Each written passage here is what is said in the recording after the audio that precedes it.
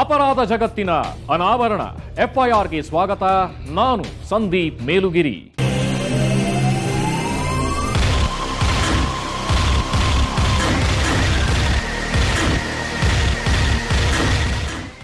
ಅವನು ಅವಳನ್ನ ಕಾಡಿ ಕೊಂದನ ಅಥವಾ ಕಾಡಿದ್ದಕ್ಕೆ ಕೊಂದನ.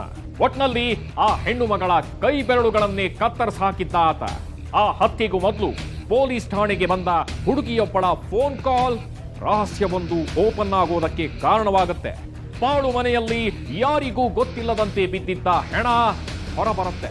ಅಷ್ಟಕ್ಕೆಲ್ಲ ಕಾರಣವಾಗಿದ್ದು ಕ್ರಿಕೆಟ್ ಬೆಟ್ಟಿಂಗ್ ಅನ್ನೋದು ಹುದುಗಿರೋ ಸತ್ಯ. ಹಲೋ ಹಲೋ ಹಲೋ ಸರ್, ಅಲ್ಲಿ ಯಾರೋ ಒಂದಿಷ್ಟು ಜನ ನಿಂತಿದ್ದಾರೆ. ಅವರ ಬಟ್ಟೆ ಮೇಲೆ ರಕ್ತದ ಕಲೆ ಕಾಣಿಸ್ತಿದೆ. ಏನೋ ಹಾದಾಗಿದೆ ಸರ್. ಹೀಗಂತ ಒಂದು ಫೋನ್ ಕಾಲ್ ಬಂದಿದ್ದು ಧಾರವಾಡ ಉಪನಗರ ಠಾಣೆಗೆ. ಅಷ್ಟು ಹೊತ್ತು ಹತ್ಯೆಯೊಂದರ ರಹಸ್ಯವನ್ನ ಭೇದಿಸೋದು ಹೇಗೆ ಅಂತ ತಲೆ ಕೆಡಿಸಿಕೊಂಡು ಕೂತಿದ್ದ ಇನ್ಸ್ಪೆಕ್ಟರ್ ಮೋತಿಲಾಲ್ ಕಣ್ಣಲ್ಲಿ ಮಿಂಚು. ಆ ಹತ್ಯೆಗೂ ಇವರಿಗೂ ಸಂಬಂಧ ಇದೆಯಾ?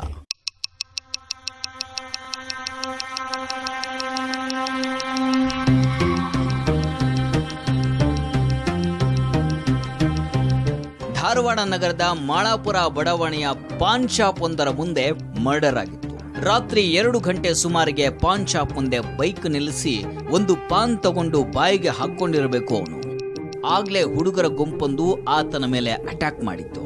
ಅವರು ಸಿಕ್ಕ ಕಡೆ ಮಚ್ಚು ಬೀಸ್ತಾ ಇದ್ರೆ ಅಂಗಡಿ ಮಾಲೀಕ ಹೆದರಿ ಶಟರ್ ಎಳೆದಿದ್ದ. ಸುತ್ತಲಿನ ಜನ ಬಾಗ್ಲಾಕೊಂಡ್ಬಿಟ್ಟಿದ್ರು. ಅಂಥ ಬರ್ಬರ ಹತ್ಯೆ ಅದು. ಅಲ್ಲಿ ಹೆಣ ಬಿದ್ಮೇಲೆ ಪೊಲೀಸರಿಗೆ ಮಾಹಿತಿ ಹೋಗಿ ಸ್ಥಳಕ್ಕೆ ಬಂದ್ರೆ ಇಡೀ ಏರಿಯಾ 8 ಗಂಟೆಗೆ ನಿದ್ದೆಗೆ ಜಾರಿದ ಥರ ಇತ್ತು.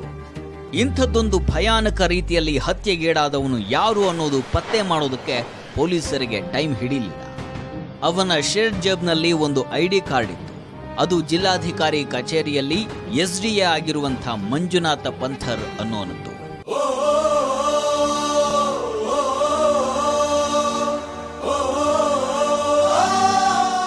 ಇದು ಸತ್ತವನದ್ದೇನ ಗೊತ್ತಾಗೋ ಥರ ಇರಲಿಲ್ಲ.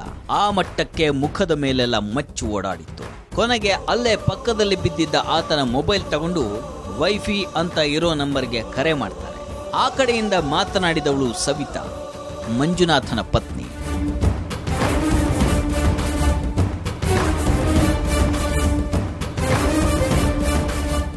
ಈಕೆ ಕೂಡ ಜಿಲ್ಲಾಧಿಕಾರಿ ಕಚೇರಿಯಲ್ಲೇ ಕೆಲಸ ಮಾಡೋಳು. ಮಂಜುನಾಥನನ್ನ ಲವ್ ಮಾಡಿ ಮದುವೆ ಆಗಿ 3 ವರ್ಷ ಆಗೋದ್ರಲ್ಲಿತ್ತು ಅಷ್ಟೇ. ಅಷ್ಟರಲ್ಲಿ ಪೊಲೀಸರು ಕರೆದು ಆತನ ಹೆಣ ತೋರಿಸಿದ್ರು. ಅವಳು ಅದು ನನ್ನ ಗಂಡನದ್ದೇ ಅಂತ ಗುರುತಿಸಿದ್ಲು.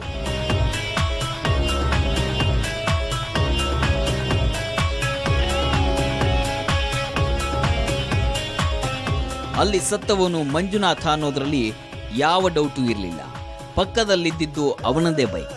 ಹಂತಕರ್ ಯಾರು ಅನ್ನೋದಷ್ಟೇ ಕ್ವಶ್ಚನ್. ಅವನು ಯಾರ ಹತ್ರನಾದ್ರೂ ಜಗಳ ಮಾಡ್ಕೊಂಡಿದ್ನ, ಯಾರ ಜೊತೆಗಾದ್ರೂ ಅಂಥ ದುಶ್ಮನ್ ಇತ್ತ ಅಂತ ಮನೆಯವರನ್ನೆಲ್ಲ ಕೇಳಿದ್ದಾಯ್ತು. ಯಾರಿಗೂ ಯಾರ ಬಗ್ಗೆಯೂ ಅನುಮಾನ ಇರಲಿಲ್ಲ.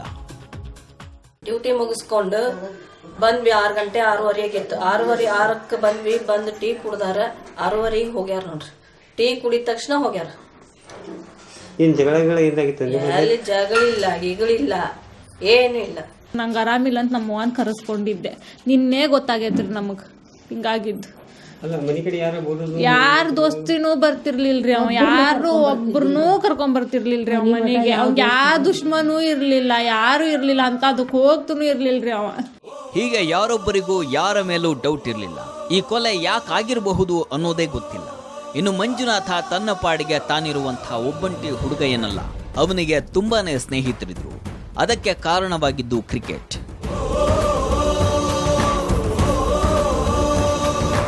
ಮಂಜುನಾಥ ಒಳ್ಳೆ ಕ್ರಿಕೆಟ್ ಪ್ಲೇಯರ್ ಆಗಿದ್ದ. ಹುಬ್ಬಳ್ಳಿ ಧಾರವಾಡಗಳಲ್ಲಿ ಎಲ್ಲೇ ಕ್ರಿಕೆಟ್ ಟೂರ್ನಮೆಂಟ್ ಆದ್ರೂ ಇವನು ಆಡ್ತಾ ಇದ್ದ. ಹಂಗಾಗಿ ಸ್ನೇಹಿತರ ಸಂಖ್ಯೆ ದೊಡ್ಡದಿತ್ತು. ಅವರನ್ನೆಲ್ಲ ವಿಚಾರಿಸಿದ್ರೆ ಆಟದ ಟೈಮಲ್ಲಿ ಏನಾದ್ರೂ ಗಲಾಟೆ ಆಗಿ ದುಶ್ಮನಿ ಹುಟ್ಕೊಂಡಿದ್ರೆ ಗೊತ್ತಾಗುತ್ತಲ್ಲ. ಆ ನಿಟ್ಟಿನಲ್ಲೂ ಯೋಚಿಸಿದ್ದಾಯ್ತು.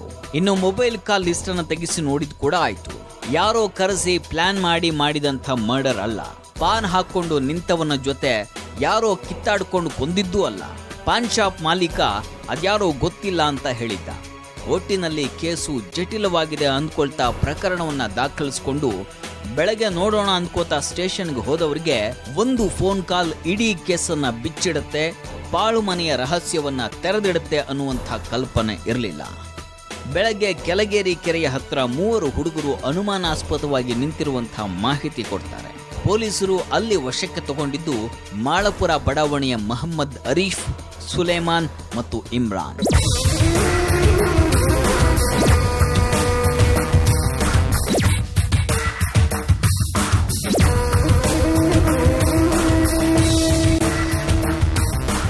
ಮೂವರು ಆಗ್ತಾನೆ ಮೀಸೆ ಮೂಡ್ತಾ ಇರೋ ಹುಡುಗರೆ, 19-20 ಪ್ರಾಯದವರು. ಹೆದರಿ ನಿಂತಿದ್ದಂಥ ಅವರ ಬಾಯಿ ಬಿಡಿಸೋದು ತೀರಾ ಕಷ್ಟ ಅಂತ ಪೊಲೀಸರಿಗೆ ಅನ್ನಿಸ್ಲಿಲ್ಲ. ಏನಿದು, ನಿಮ್ಮ ಬಟ್ಟೆ ಮೇಲೆ ರಕ್ತದ ಕಲೆ ಅಂತ ಕಾಕಿಗಳು ಗುಟುರಿದ್ದೇ ತಡ ಅವರ ಚಡ್ಡಿ ಒದ್ದೆಯಾಗಿ ಹೋಗಿತ್ತು. ಆದರೂ ಅವರು ಕೊಲೆಯ ಸತ್ಯವನ್ನ ಒಪ್ಕೊಂಡಿರ್ಲಿಲ್ಲ. ಯಾವಾಗ ಪೊಲೀಸ್ ಟ್ರೀಟ್ಮೆಂಟ್ ಬಿತ್ತೋ ಆಗ್ಲೇ ನೋಡಿ ಮಂಜುನಾಥನನ್ನ ಮರ್ಡರ್ ಮಾಡಿದ್ದು ನಾವೇ ಅನ್ನೋದನ್ನ ಬಾಯ್ಬಿಟ್ಟಿತ್ತು. ಅವನು ರೊಕ್ಕ ಕೊಡದೆ ಸತಾಯಿಸ್ತಾ ಇದ್ದ. ಕೇಳಿದ್ರೆ ನಮ್ಮ ಮೇಲೆ ಹಲ್ಲೆ ಮಾಡಿದ ಅಂದಿದ್ದ ಆರೀಫ್. ಮಂಜುನಾಥ್ ಅಂತ SDA ನಮ್ಮ DC ಕಚೇರಿನಲ್ಲಿ ಇದ್ದ ಮತ್ತು ಜುಬೇರ, ಇವರಿಬ್ಬರು ಸ್ನೇಹಿತರು. ಈ ಮೊಹಮ್ಮದ್ ಆರೀಫ್ನಿಂದ 1.5 ಲಕ್ಷ ಇವರು ದುಡ್ಡು ತೊಗೊಂಡಿದ್ದರು ಮಂಜುನಾಥ್. ಇದು ಕೊಡ್ತಾ ಇರಲಿಲ್ಲ. ಲಾಸ್ಟ್ ವೀಕ್ನಲ್ಲಿ ಏನೋ ಅವರು ಒಂದು ವೆಹಿಕಲ್ ಪರ್ಚೇಸ್ ಮಾಡಿದ್ದಾರಂತೆ. ನಮಗೆ ದುಡ್ಡು ಕೊಡಲಿಲ್ಲ, ವೆಹಿಕಲ್ ಪರ್ಚೇಸ್ ಮಾಡಿದೆ ಅಂತ ಮತ್ತೆ ಕೇಳ್ಕೊಂಡು ಹೋಗಿದ್ದಾರೆ. ನಿನ್ನೆ ಬೆಳಗ್ಗೆ 11 ಗಂಟೆಗೆ ಇವರಿಗೆ ಮಾತುಕತೆ ಆಗಿ ಅವರು ಅರೀಫ್ ಹೇಳೋದು ನನಗೆ ಇವರು ಹೊಡೆದರು ಅಂತ. ದುಡ್ಡು ಕೊಡಬೇಕಂತ ಕೇಳಿ ಹೋದಾಗ ಅಸಾಲ್ಟ್ ಮಾಡಿದ್ದಾರೆ. ಹಣ ಕೊಟ್ಟು ವಧೆ ಬೇರೆ ತಿನ್ಬೇಕಾ? ಅವನ್ಯಾವನೋ ಜುಬೇರ, ಬ್ಲೇಡ್ ಜುಬೇರ ಅನ್ನೋ ದೊಣ್ಣೆ ನಾಯಕನ ವಕಾಲತ್ತು ಬೇರೆ. ಯಾರದ್ದೋ ದುಡ್ಡಲ್ಲಿ ಎಲ್ಲಮ್ಮನ ಜಾತ್ರೆ ಮಾಡೋ ಇವರನ್ನ ಬಿಡಬಾರ್ದು ಅನ್ಸಿದ್ದು ಆರೀಫ್ಗೆ. ಆತನಿಗೆ ಮಂಜುನಾಥ ₹1,00,000 ಕೊಡಬೇಕಾಗಿತ್ತು. ಅಂದಹಾಗೆ ಈ ಆರೀಫ್ ಹತ್ರ ಅವಾಗಿವಾಗ ಮಂಜುನಾಥ ಅಷ್ಟಿಷ್ಟು ಹಣ ತಗೊಳ್ಳೋದಿತ್ತು, ಕೊಡೋದೂ ಇತ್ತು. ಅವರಿಬ್ಬರ ಕೊಟ್ಟು ತಗೊಳ್ಳೋ ವ್ಯವಹಾರ ಮನೆಯವರಿಗೆ ಗೊತ್ತಿರಲಿಲ್ಲ. ಯಾಕೆ ಅಂದ್ರೆ ಆ ರೊಕ್ಕದ ಜುಗಲ್ಬಂದಿ ನಡೀತಾ ಇದ್ದದ್ದು ಜೂಜಾಟದ ಅಡ್ಡೆಯಲ್ಲಿ, ಬೆಟ್ಟಿಂಗ್ನ ಬೂತಿನಲ್ಲಿ. ಎಸ್, ಮಂಜುನಾಥನಿಗಿದ್ದಂಥ ಒಂದೇ ಒಂದು ದೊಡ್ಡ ಚಟ ಕ್ರಿಕೆಟ್ ಬೆಟ್ಟಿಂಗ್ನದ್ದು. ಉಳಿದ ಹಾಗೆ ಆತ ಕುಡಿಯೋನಲ್ಲ, ಬೀಡಿ ಸಿಗರೇಟ್ ಕೂಡ ಸೇದೋನಾಗಿರಲಿಲ್ಲ. ಮನೆಯವರ ಪಾಲಿಗೆ ಸಭ್ಯ ಸಂಭಾವಿತ ಹುಡುಗ. ನನ್ನ ಮಗ ಯಾರು ಕೂಡ ಹೊಡೆದು ಆಡೋದಲ್ರು, ನನ್ನ ಮಗಗೆ ಮೋಸ ಆಗೈತ್ರು, ನನ್ನ ಮಗ ಅಂತ ಅದಲ್ರು. ಯಾರು ಸಬ್ರಿಗೆ ಹೋಗವಲ್ಲ, ಒಂದು ಕುಡಿಯವಲ್ಲ, ಒಂದು ತಿನ್ನವಲ್ರಿ. ಅಲ್ಲೆಲ್ಲ ಮೊದ್ಲಿಂದ ದೋಸ್ತಿರಿ ಅವ್ರಿಗೆ. ಸಣ್ಣಂದಿರ್ತ ಅಲ್ಲೇ ಬೆಳ್ದಾನ್ರಿ ನಮ್ಮ ಅಣ್ಣ. ನಾವು ಅಲ್ಲೇ ಇದ್ದೀರಿ ಬಾಡ್ಗಿ, ಅಲ್ಲೇ ಇದ್ದು ಮಸೂತಿ ಅಂತ ಗ್ಯಾರೇಜ್ಗೆ ಹೋಗಿದ್ದಾರೆ. ಅವಾಗೆಲ್ಲ ಅಲ್ಲೇ ಕೂಡ ಆಡಿದ ಮಕ್ಕಳ್ರಿ ಅವೆಲ್ಲ. ಅವ್ರಿಗೆ ನಮ್ಗೆ ಏನು ದುಶ್ಮನು ಇಲ್ಲ, ಏನಿಲ್ಲ ರೀ.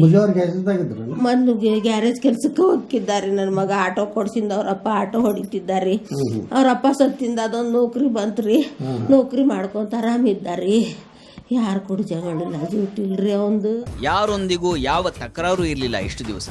ಆದ್ರೆ ಯಾವಾಗ ಆರೀಫನ್ ಹತ್ರ ರೊಕ್ಕ ತಗೊಂಡು ಅದೆಲ್ಲೋ ಕ್ರಿಕೆಟ್ ಬೆಟ್ಟಿಂಗ್ಗೆ ಹಾಕಿ ಸೋತ್ನೋ, ಅಲ್ಲಿಂದ ಮುಂದೆ ಶುರುವಾಗಿತ್ತು ಸಮಸ್ಯೆ. ಹಣ ಕೇಳ್ಕೊಂಡು ಅವನು ಬರೋದು, ಇವನು ಮುಂದೂಡೋದು. ಕೊನೆಗೆ ಮಂಜುನಾಥನ್ ತಲೆಯಲ್ಲಿ ಆ ರೊಕ್ಕ ವಾಪಸ್ ಕೊಡ್ಲೇಬಾರ್ದು ಅಂತ ಬಂದಿದ್ದು ಜುಬೇರ ಅಲಿಯಾಸ್ ಬ್ಲೇಡ್ ಜುಬೇರನ್ನ ಭೇಟಿ ಆದ್ಮೇಲೆ.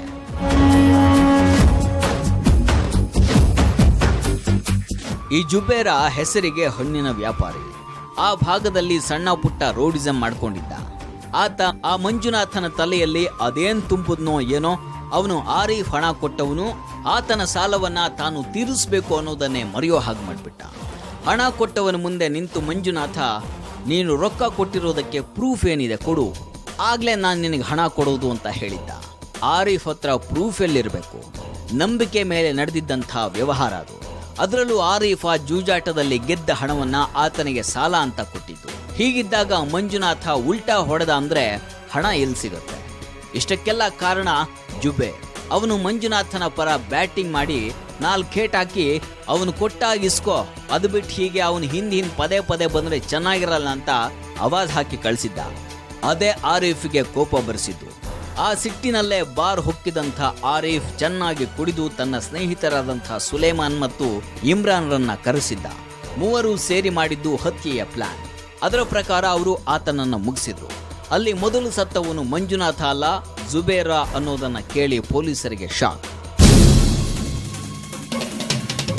ಜುಬೇರ ಕೊಲೆಯಾಗಿದ್ದ. ಆದ್ರೆ ಆತ ಸತ್ತೋಗಿರೋದು ಯಾರಿಗೂ ಗೊತ್ತಿಲ್ಲ. ಅವನ ಹೆಣ ಕೂಡ ಸಿಕ್ಕಿಲ್ಲ.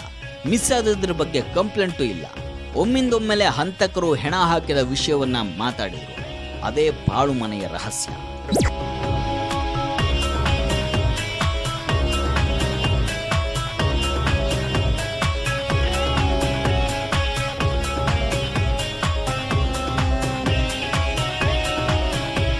ಹಳೆ APMC ವಸತಿ ಗೃಹ ಅದು. ಅಲ್ಲಿಗೆ ಈ ಜುಬೇರ ಗಾಂಜಾ ಹೊಡೆಯೋದಕ್ಕೆ ಹೋಗ್ತಾನೆ ಅನ್ನೋದನ್ನ ಆರೀಫ್ ಅಂಡ್ ಗ್ಯಾಂಗ್ ಗೊತ್ತು ಮಾಡ್ಕೊಂಡಿತ್ತು. ಅವತ್ತು ಮಧ್ಯಾಹ್ನದ ಹೊತ್ತಲ್ಲಿ ಅವನು ನಶೆಯಲ್ಲಿ ತೇಲ್ತಾ ಇದ್ದಾಗ್ಲೇನೆ ಆತನ ಮೇಲೆ ಅಟ್ಯಾಕ್ ಮಾಡಿದ್ರು.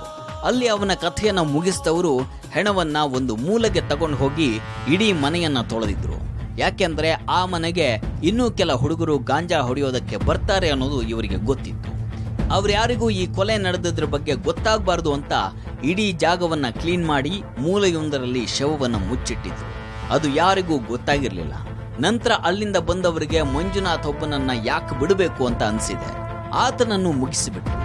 ನಂತರ ಸಿಕ್ಕಿಬಿದ್ದಾಗ ಈ ಎಲ್ಲಾ ವಿಷಯವನ್ನ ಪೊಲೀಸರ ಮುಂದೆ ಬಾಯಿಬಿಟ್ಟು ಆ ಪಾಳು ಮನೆಗೆ ಕರ್ಕೊಂಡು ಹೋಗಿ ನೋಡಿದ್ರೆ ಅಲ್ಲಿ ಎಲ್ಲವೂ ರಹಸ್ಯವಾಗಿಯೇ ಕಾಣಿಸಿತ್ತು.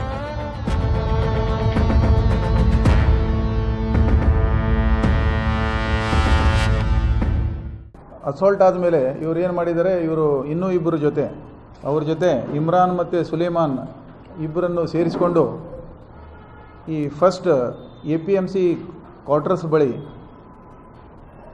ಈ ಜುಬೇರ್ದು ಕೊಲೆ ಮಾಡ್ತಾರೆ, ಮಚ್ಚು ಯೂಸ್ ಮಾಡಿ. ಮತ್ತು ಇದರ ಒಳಗಡೆ ಅವರ ಡೆಡ್ ಬಾಡಿಯನ್ನು ಇಟ್ಟುಬಿಡ್ತಾರೆ ಕ್ವಾರ್ಟರ್ಸ್ನಲ್ಲಿ. ಅದು ಯಾರಿಗೆ ಈ ವಿಷಯ ಗೊತ್ತಿರಲಿಲ್ಲ. ಎಲ್ಲಿವರೆಗೆ ಗೊತ್ತಿರಲಿಲ್ಲ ಅಂದರೆ ನಿನ್ನೆವರೆಗೆ. ಸೊ ನಂತರ ಅವರು ಹೋಗಿ ಸಾಯಂಕಾಲ ಇವರ ಗಂಡ ಹೆಂಡತಿ DC ಕಚೇರಿಯಿಂದ ಕರ್ತವ್ಯ ಮುಗಿಸ್ಕೊಂಡು ಹೋಗುವಾಗ ಮನೆಗೆ ಹೋಗ್ತಾರೆ. ಮಾಳಾಪುರ ಕ್ರಾಸ್ ಅದು ಸರ್ಕಲ್ ಬಳಿ ಇವನು ಮಂಜುನಾಥ್ ಬಂದಾಗ ಮತ್ತೆ ಈ 3 ಜನ ಆರೋಪಿಗಳು ಮಂಜುನಾಥನನ್ನು ಕೊಲೆ ಮಾಡ್ತಾರೆ, ಅವರ ಮಚ್ಚುಗಳು ಯೂಸ್ ಮಾಡಿ. ಸೊ ಇದು ಮಂಜುನಾಥ್ ಕೊಲೆ ರಾತ್ರಿ ಆಗ್ತದೆ, ಒಂದು 8:30 ಗಂಟೆಗೆ. ಈ ಒಂದು ಸುಮಾರು 11:30 ಗಂಟೆಗೆ ಜುಬೇರ್ದು ಬೆಳಗ್ಗೆ ಆಗ್ತದೆ, ಮಧ್ಯಾಹ್ನ. ನಂತರ ಈ ಆರೋಪಿಗಳನ್ನು ವಶಪಡಿಸಿಕೊಂಡಿದ್ದಾಗಲೇ ಈ ಫಸ್ಟ್ ಕೊಲೆ ಆಗಿದ್ದ ಬಗ್ಗೆ ಮಾಹಿತಿ ಬರ್ತದೆ. ಜುಬೇರ್ನನ್ನ ಪಾಳು ಮನೆಯಲ್ಲಿ ಮರ್ಡರ್ ಮಾಡಿದ್ದಾಗಿ ಆರೋಪಿಗಳು ಹೇಳಿದ್ರು. ಆದ್ರೆ ಅಲ್ಲಿ ಹೋಗಿ ನೋಡಿದಂಥ ಪೊಲೀಸರಿಗೆ ಹೆಣ ಕಾಣಿಸಿಲ್ಲ. ಆ ಮಟ್ಟಕ್ಕೆ ಅದನ್ನ ಅಡಗಿಸಿಟ್ಟಿದ್ರು ಈ ಜನ. ಕೊನೆಗೆ ಆ ಕೊಲೆಯ ರಹಸ್ಯ ಬಿಡಿಸೋದಕ್ಕೆ ಅವರೇ ಸ್ಪಾಟಿಗೆ ಬರಬೇಕಾಯ್ತು. ಒಂದು ಮನೆಯ ದೀಪ ಆರಿದೆ ಅಂದ್ಕೊಂಡಿದ್ರೆ ಅಲ್ಲಿ ಒಂದೇ ದಿನ 2 ಮನೆಗೆ ಕತ್ತಲಾವರಿಸಿಬಿಟ್ಟಿತ್ತು.